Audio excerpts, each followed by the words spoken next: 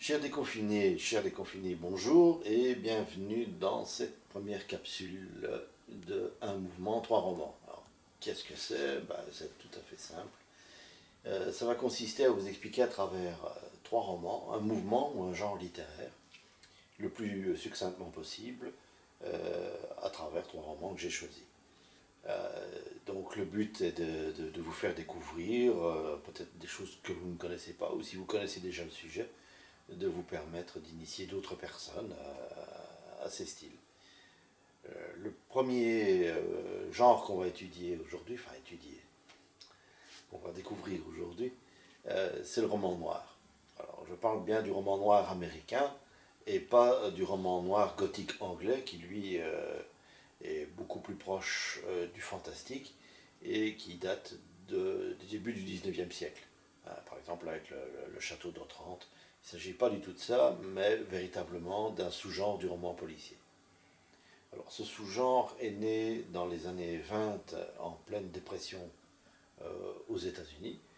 Et il a comme caractéristique d'être, contrairement au roman policier classique qu'il y avait à cette époque, où on cherchait surtout à résoudre une énigme à travers divers péripéties, et avec en général un enquêteur hors pair, presque surhumain, genre Sherlock Holmes, Miss Marple, Hercule Poirot, tous ces gens-là. Et donc le lecteur, pardon, cherchait plus à découvrir l'énigme avec le détective que l'aspect psychologique de la chose. Si évidemment il y avait un aspect psychologique, il y en a dans toute littérature, mais là c'était plus mis en second, et on appelait ça des whodunits. Le but était de trouver qui était le coupable et quels étaient les moyens par lesquels ils avaient mis fin au jour ou de la victime. C'est beaucoup moins le cas dans le roman noir américain qui change par trois axes. Le premier axe, c'est l'axe social. Ces romans policiers se déroulaient la plupart du temps dans des salons de thé ou en Angleterre, ou si c'était des romans qui se déroulent aux États-Unis, dans des univers assez feutrés. C'est absolument pas le cas dans le roman noir, puisque créé dans les années 20 en pleine dépression et en pleine crise économique, ces romans se déroulent dans des grandes villes, rongées par la pauvreté et la paupérisation des quartiers. Et donc là, on a une analyse sociale qui est tout à fait différente de celle du roman policier classique. La deuxième chose, c'est au niveau du style. Dans le roman noir, on emploie l'argot, un langage populaire.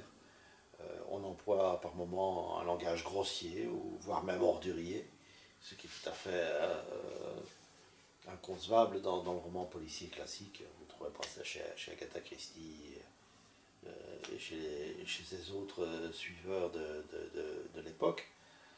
Donc ça, c'est aussi une nouveauté, c'est un langage qui est beaucoup plus proche d'un langage populaire, quitte à oser des choses qui ont pu choquer à l'époque, mais qui ne choquent plus maintenant, bien évidemment. Enfin, la troisième chose, c'est la personnalité même du détective. Vous imaginez mal Miss Marple en alcoolique invétéré essayant de frapper tout ce qui bouge avec sa canne.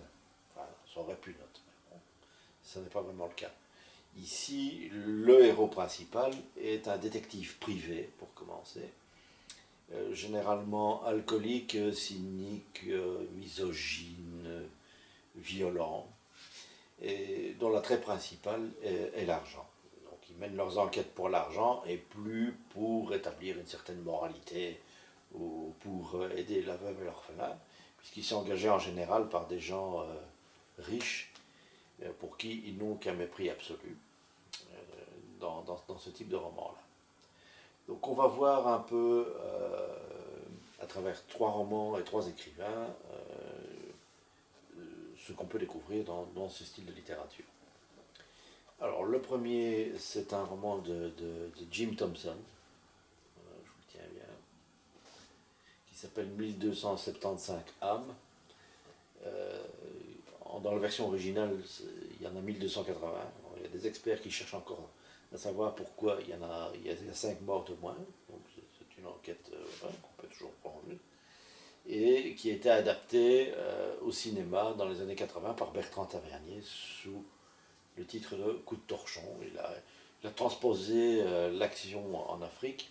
C'est un film avec Philippe Noiret et Isabelle Huppert, et Jean-Pierre Mariel aussi. Et on retrouve vraiment là l'univers de Jim Thompson. C'est vraiment, je ne vais pas dire une caricature de l'auteur de romans noirs, parce que c'est loin d'être le cas, mais Jim Thompson a la vie de beaucoup de ses auteurs. C'est-à-dire qu'il a un peu bourlingué partout dans le monde, il a fait tous les métiers, et puis il s'est résolu à être écrivain parce que bon, il avait déjà un peu tout fait, que rien ne marchait. C'est le fils d'un shérif qui a quitté ses fonctions, et il va toute sa vie être profondément dépressif et lui-même alcoolique. Et dans 1275, ben, il va aborder ce sujet de front, c'est-à-dire un peu la vie de son père. Chez beaucoup d'auteurs de romans noirs, on a leur vie qui revient souvent, qui est souvent évoquée dans ce qu'ils écrivent. Donc ici, on a un shérif dans une petite bourgade américaine, ce qui est relativement original pour ce type de roman, parce que je dis que ça se déroule en général dans les grandes villes. Ici, c'est pas du tout le cas, c'est complètement rural. Et là, ce shérif, eh bien, il est moqué par tout le monde. Sa femme le trompe avec son propre frère. Il est incapable de résoudre les affaires les plus simples. Toute la population le considère comme un type assez gentil mais assez idiot. Et il n'en peut plus d'être considéré comme ça. Tout ça est sous-jacent parce qu'il ne montre rien. Et puis un jour, il va craquer. Il va exploser et il va devenir une personne qu'il ne pensait jamais devenir.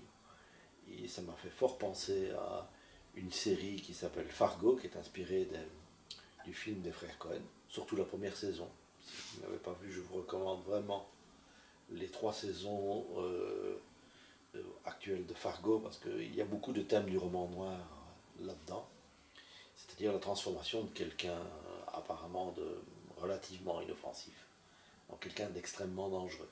Donc 1275 âmes est un des meilleurs romans noirs que vous pourrez lire, avec vraiment une intrigue qui ne cesse de monter. Et même s'il a été écrit dans les années 50, il n'a absolument pas vieilli. Jim Thompson a travaillé avec Stanley Kubrick pour l'Ultime Razzia dans la fin des années 50, dans les premiers films de Kubrick. Il a même été scénariste pour Les Sentiers de la Gloire, même s'il ne s'entendait pas très fort avec Stanley Kubrick, à peu près comme tout le monde. Vous allez me dire, bon là c'était vraiment... voilà, ça n'allait pas. Et puis il a continué sa carrière d'écrivain jusque dans les années 70 où il est décédé. Alors un auteur incontournable de ce style, ben, bon, je pense que vous le connaissez si vous vous intéressez au roman policier, ben, c'est Raymond Chandler avec Le Grand Sommeil. Alors Raymond Chandler, il a une vie assez similaire à celle de Jim Thompson, mis à part que lui, il a passé son enfance et son adolescence en Angleterre, qu'il est bercé par la littérature élisabéthaine et par la lecture du 19e siècle anglais.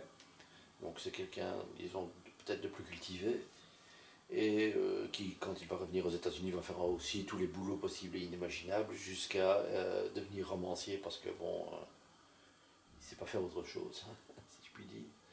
Et il va créer un personnage emblématique du détective, qui est Philippe Marlowe. Donc il a appelé ce personnage Philippe Marlowe pour la petite histoire, en référence à Christopher Marlowe, l'écrivain britannique. Donc là, il y a une petite révolution parce que il a des caractéristiques classiques, donc je vous ai dit, les termes argotiques, les grandes villes, le côté social très mis en avant, mais il va surtout complexifier terriblement les histoires. C'est-à-dire que contrairement à des histoires parfois linéaires, lui, il va en faire des véritables récits à tiroir, qui sont construites comme des poupées russes où dès qu'on a résolu une partie du roman, il y a autre chose qui va arriver, il y a beaucoup de personnages, il faut lire ça vraiment en étant un peu concentré, parce que quelquefois on est noyé sous les intrigues. Et ce qui est très mis en avant aussi, c'est, je ne vais pas dire la lutte des classes, mais disons les différences de classe qu'il peut y avoir aux États-Unis à cette époque-là. Et souvent engagé par des gens très riches pour enquêter sur des affaires dont ils ne veulent pas qu'elles s'ébruitent, et, bon, et qui souhaiteraient que ce soit découvert le plus tôt possible pour pouvoir les cacher. Et donc Philippe Marlowe est brutal, cynique, c'est un séducteur complètement misogyne, alcoolique évidemment, qui travaille pour l'argent, mais qui va quand même essayer de tout résoudre, parce que c'est quelqu'un qui ne va pas abandonner. C'est un dur à cuire. Cette littérature porte d'ailleurs le nom de hard-boiled, donc c'est ça que ça veut dire littéralement. Et il sera adapté au cinéma avec Robert Mitchum dans les années 70 et Humphrey Bogart dans les années 50, qui vont incarner ce personnage tout à fait emblématique de ce type de roman. Nous allons maintenant aborder un continuateur de l'œuvre de Raymond Chandler. C'est vraiment, je ne vais pas dire son fils spirituel, mais c'est tout proche de ça. Extrêmement connu aussi, c'est évidemment James Ellroy, avec son livre emblématique, Le Dahlia Noir. James Ellroy, il ne va pas déroger à la règle. Il a eu une vie aussi assez épouvantable, puisque c'est un ancien repris de justice, ancien toxicomane, ancien alcoolique aussi. Et il va s'intéresser à l'affaire du Dahlia Noir pour une raison bien précise que nous allons découvrir tout de suite. Pour commencer, l'affaire du Dahlia Noir, c'est une affaire qui a fait trembler l'Amérique à la fin des années 40. C'est l'histoire d'une jeune femme qui veut devenir starlet à Hollywood et qui est retrouvée tuée d'une façon épouvantable dans un no man's land de Los Angeles. Et il n'y a absolument aucune raison. Donc on ne comprend pas vraiment qui est derrière tout ça. Et donc ça va faire la une des journaux à sensation de l'époque. Et encore maintenant, bon, l'affaire n'est pas résolue. Il y a beaucoup de théories sur l'affaire du Dahlia Noir. Et cette affaire a passionné le jeune James Ellroy pour une raison très simple, c'est que sa mère est morte dans les mêmes circonstances. Donc quand il avait, je crois, 10 ans, 10 ou 12 ans, quelque chose comme ça, sa mère s'est fait tuer par probablement ce qu'on appelle maintenant un tueur en série. Enfin, c'est l'hypothèse la plus plausible. Et ça l'a évidemment profondément marqué, et ça a fait de lui un individu extrêmement torturé, qui s'était laissé aller à toutes les turpitudes, puisque jusqu'à la fin des années 70, bon, il était plus proche de la case prison qu'autre chose. Alors, il a d'ailleurs fait de la prison, et il risquait de très très très mal finir, puisqu'il était gravement malade dû à son abus de drogue et d'alcool. Puis au début des années 80, il va commencer à écrire, et le Dahlia Noir est le premier tome d'une série qu'on a appelée la quadrilogie de Los Angeles, puisque ici il n'y a pas de détective récurrent, mais il y a une ville récurrente, c'est Los Angeles, la ville dans laquelle il a vécu son enfance et où il vit encore maintenant, après être parti à New York. Et donc Los Angeles, c'est vraiment un personnage à l'état pur dans les romans de James Ellroy. Et dans l'affaire du Dahlia Noir, donc ce premier livre, il va mêler des éléments de sa propre enfance, de ce qui lui est arrivé avec la mort de sa mère, et des éléments tout à fait historiques. C'est un peu nouveau dans le roman noir, il y a une grosse part historique chez James Ellroy, où il va vraiment mettre en relief toute l'Amérique des années 50 et l'Amérique des années 60, d'un point de vue politique, d'un point de vue social, d'un point de vue criminel. Donc il a une vision bien à lui sur les États-Unis. C'est quelqu'un qui se revendique ouvertement à droite et qui a une vision très pessimiste de la société américaine aussi. Et dans le Dahlia Noir, eh ben, on va vraiment découvrir un style qui ne lui appartient qu'à lui, ce qui va pousser les archétypes du roman noir à un point qui n'a jamais été fait, avec des phrases extrêmement courtes, brutales, des intrigues extrêmement construites, avec beaucoup d'histoires parallèles à l'histoire qui se déroule dans le récit principal, et un côté extrêmement violent aussi, extrêmement sombre. Il faut savoir aussi que le roman a été adapté dans les années 2000, je crois, par Brian De Palma. Et ouais, je vous conseille quand même de lire plutôt James Ellroy plutôt que de regarder les adaptations. Même si elles sont pas mal faites, ça ne restitue pas toute la richesse de son univers. Euh, et donc, il est allé tellement loin qu'il est même étudié par certains policiers.